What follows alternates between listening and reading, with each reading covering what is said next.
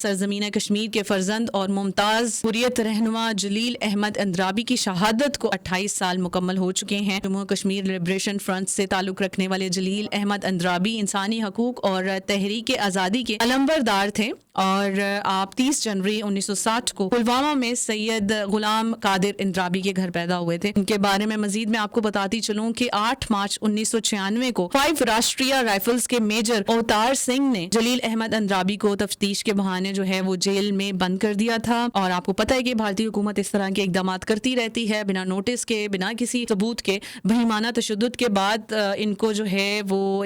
جلیل احمد اندرابی کی جو لاش ہے اس کو دریا میں انہوں نے پھینک دیا۔ 23 مارچ 1996 کو جلیل احمد اندرابی کی بوری بند لاش جو ہے وہ قتل کے 2 ہفتے کے بعد سری نگر کے علاقے باغ کے قریب دریائے جہلم سے ملی تھی، اور پھر پوسٹ مارٹم کے بعد یہی پتہ چلا کہ وہ جو حقیقت سامنے آئی تو وہ وہی تھی جو سب کو آلریڈی پتہ تھی کہ بدترین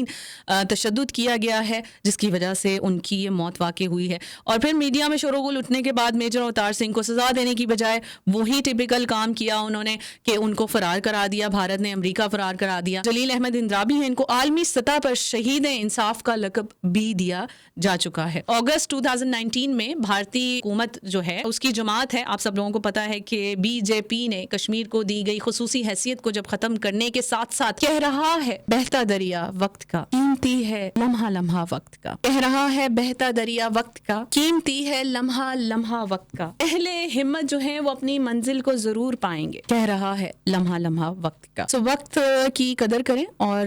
وقت سے محبت کریں، کیونکہ جو لمحہ جو پل اس وقت ہے آپ کے پاس کیا پتا کل ہو نہ ہو، اس وقت کی قدر کیجئے، اس لمحے کی قدر کیجئے، ان لوگوں کی قدر کیجئے جو اس وقت اس لمحے میں آپ کے پاس ہیں۔